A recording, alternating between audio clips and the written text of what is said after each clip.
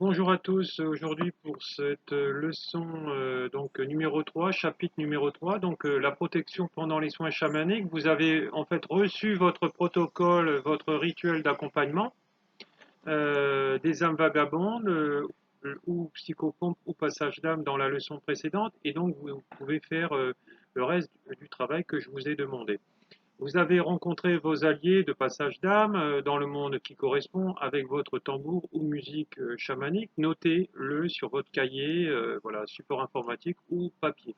Le psychopompe, en fait, c'est le nom du dieu qui passe les âmes dans la mythologie. Ce soin se pratique sur des personnes dans leur aura, sur les lieux.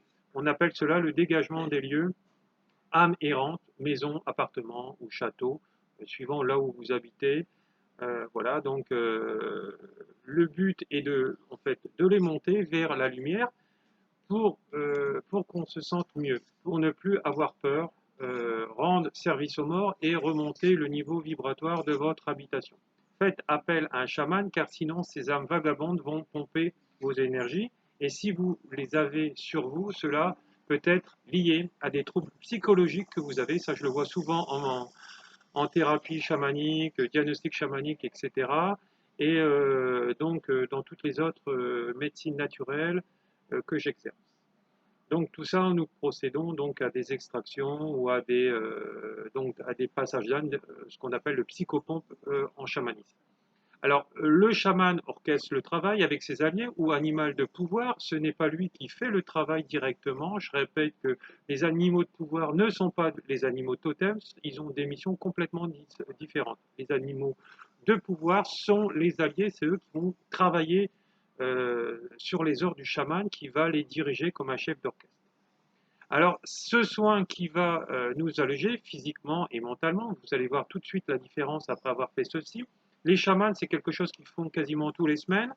On va voir pourquoi et comment, puisqu'ils ont besoin d'être très légers, parce qu'ils travaillent tous les jours sur leur clientèle et sur eux-mêmes et sur leurs proches. Alors, le chaman se sent souvent investi d'une mission d'aller sur d'anciens lieux, par exemple les champs de bataille, pour aller faire monter en fait tous ces âmes. Alors, il faut savoir que cela se fait aussi à distance. Moi, j'ai nettoyé des âmes, dégagement des lieux, des âmes vagabondes qu'on ne pouvait pas nettoyer avec de l'encens traditionnel et du sel, parce que par exemple, à certaines heures de la nuit, tambourinaient à la porte, ils tordaient la poignée de porte, même la porte blindée était un peu décalée. Donc vous voyez, donc, dans certains lieux, il y a certaines forces telluriques qui sont là, bloquées. Donc, en fait, c'est des âmes qui ne sont pas montées pour une mission que nous avons, pour une raison plutôt que nous avons vue en fait dans les vidéos précédentes qui sont souvent liées à de la colère ou ils ne savent pas qu'ils sont morts.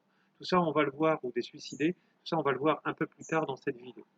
Alors, pour ceux qui ne maîtrisent pas le voyage chamanique, il faut absolument apprendre à le faire avec ma formation de débutant, notamment en chamanisme. C'est très important. Moi, je vous suis soit en présentiel, soit à distance avec toutes ces vidéos. Et après, dans cette formation, il est compris en fait des soutiens donc en vidéo. Et j'ai même créé une formation qui est en webinaire une fois par semaine.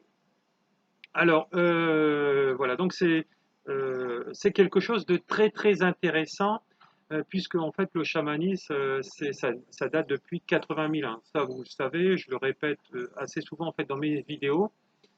Euh, voilà.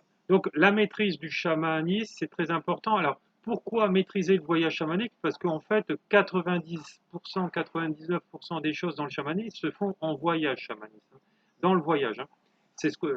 Et donc le voyage correspond aux soins. Donc voilà, et donc le chaman est en transe quand il fait le voyage et le soin. Il n'a pas les yeux ouverts, hein.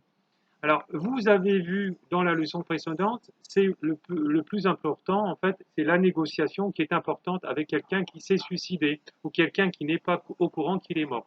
Ça arrive, hein, c'est souvent des gens qui ne sont pas spirituels ou très peu, ou parfois bah, ils se sont laissés plomber donc, par ces entités que je vous dis, dans leur aura. Apprenez ce qui est arrivé, ça c'est un protocole, et vous l'envoyez au royaume des morts en douceur avec le protocole de la leçon précédente.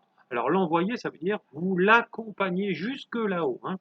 Le chaman accompagne là-haut, en fait, tous ses clients, tous les âmes errantes qu'il va aller accompagner. Alors bien sûr, pour en être là, au niveau de cette vidéo, il faut avoir reçu l'enseignement chamanique, hein, bien sûr, et pas s'investir soi-même chaman. Alors, il faut se débattre, ils vont se débattre plutôt, ces âmes vagabondes, ils vont refuser pour certaines et se cacher, s'échapper. Il faut rester assez ferme, donc il va falloir aller les chercher dans le voyage chamanique et négocier et leur dire que les gens les attendent là-haut, donc c'est souvent les gens de leur famille qui les aiment, des êtres aimés, voilà, qui les attendent, voilà. Alors autrefois, voilà. Donc, ce sont des gens qui les aimaient autrefois, puisqu'ils sont déjà partis. Donc, et s'ils restent en bas, ils vont accélérer la mort des vivants, de leurs proches notamment. C'est à vous de voir, leur dire, demander conseil. C'est à vous de voir et de négocier en leur parlant, bien sûr, dans le voyage, en communiquant lors des diagnostics différents avant d'aller faire justement ce passage d'âme, parce que forcément, même dans le passage d'âme, il y a un diagnostic chamanique. Voilà, donc leur dire, demander conseil à vos alliés. Voilà, donc tout ça, les conseils à vos alliés, c'est lors du diagnostic, donc c'est lors du soin précédent, le soin de passage d'âme. Hein. Donc c'est pour ça qu'il y a 2 soins avant d'arriver au terme de ceci. Plus de galère une fois que c'est fait, avec les gens qui ne veulent pas partir avec ce soin.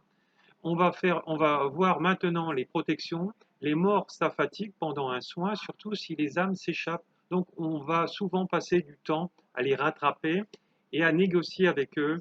Dès qu'on a commencé le processus de l'éveil spirituel, on va être assailli d'âmes errantes qui vont vouloir monter, car c'est inscrit dans notre aura. Et les défunts peuvent le lire, bien sûr.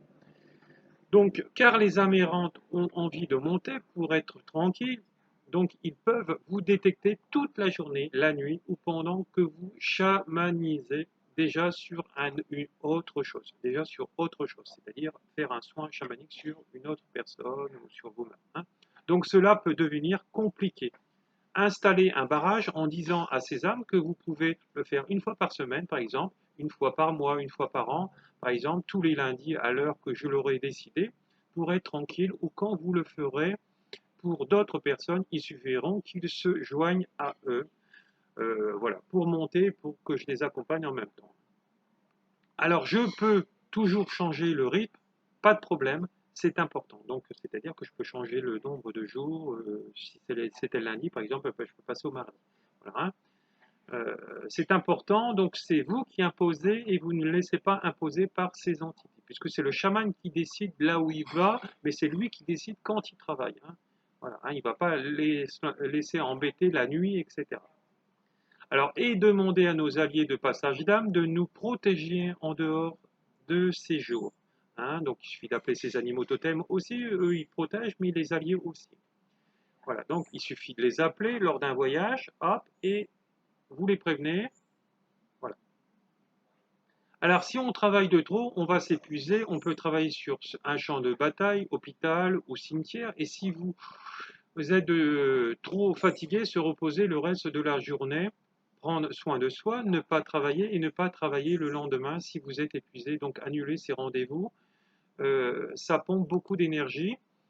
C'est le plus grand danger de cette pratique. Restez tranquille euh, pour faire un travail de qualité. Donc nous avons vu comment accompagner le patient, le client pendant un deuil et la rencontre avec nos alliés de passage d'âme. Si vous avez des questions, posez-les-moi. Vous avez une semaine pour faire ce voyage et envoyez-moi en fait vos devoirs et distancez les voyages. Vous avez le temps. Donc pour le devoir à faire dans le monde en question, faire le travail d'une âme vagabonde avec vos totems et vos alliés. Voilà. Donc, trouvez-les, faire le rituel complet, accompagner un mort ou donc un mort ou une cause de suicide ou un mort violent, une mort violente, hein, par exemple un assassinat ou un accident de la route, etc. Accompagner un mort qui refuse de partir car il est attaché à son lieu de vie ou sa famille. Accompagner un mort qui est retenu dans le monde intermédiaire par sa famille ou amis. Donc tout cela, vous pouvez le faire puisque pour mes élèves, vous avez reçu le protocole, le soin chamanique qui en découle et qui vous l'a expliqué par rapport à ma leçon précédente.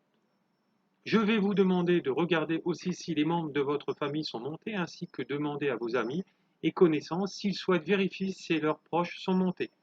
Faites au moins 3 montées d'âme, montez tous ceux qui se présentent, demandez à vos alliés si cette personne est montée ou pas. Vous pouvez proposer le rituel complet, ce soin, des accommodements d'âne aussi aux clients. J'espère que j'ai été clair. J'attends vos devoirs. On se revoit pour la leçon suivante, numéro 3, le karma de la lignée. Merci à tous pour votre présence et à bientôt. Voilà. Donc si vous avez des questions, n'hésitez pas à me demander. Je vous répondrai comme d'habitude en mail. Merci à tous. Au revoir.